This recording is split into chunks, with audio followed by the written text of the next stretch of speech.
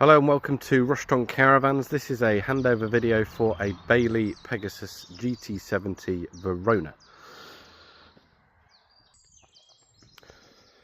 At the front of the van we have a stabilised hitch.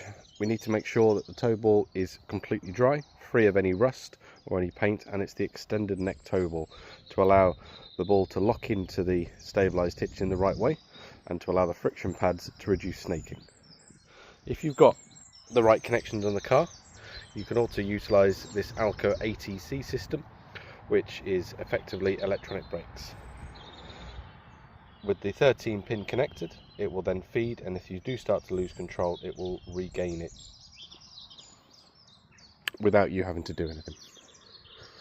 On this particular van, because the battery is sunk under the floor, the mains plugs in just here.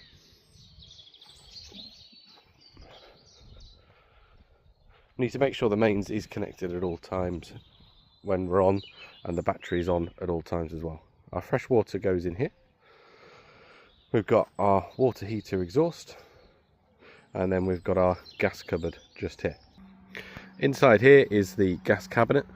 This unit is sealed so no gas can leak inside the cabin. This gas bottle has been put on for demonstration purposes, but it can fit 2 gas bottles of this 6 kilo size. It's always better to use the red bottle for propane when caravanning. With the toilet, the top one is the flush. We undo the flap and pour the flush chemical in. The bottom one is where the cassette is sat, and we'll show you how to empty that on site.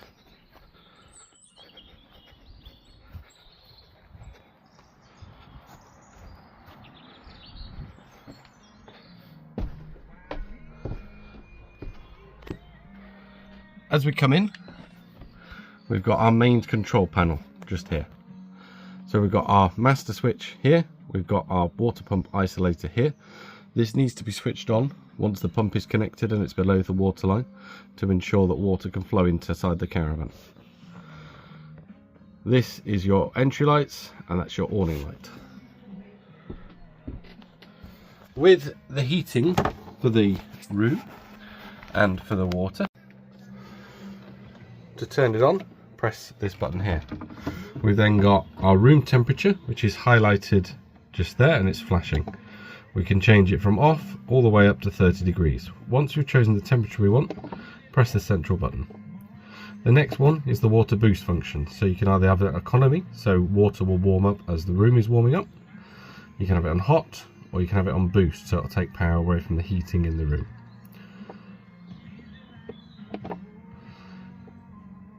The next one is power, so we can either run it on gas, mixture of gas and electric 1 kilowatt, mixture and gas 2 kilowatt, electric 1 kilowatt, electric 2 kilowatt. For the time being, I'm just going to stick it on the gas. And then you've got your fan setting, which is here, so you can either on economy, high, which will get the room warmer quicker.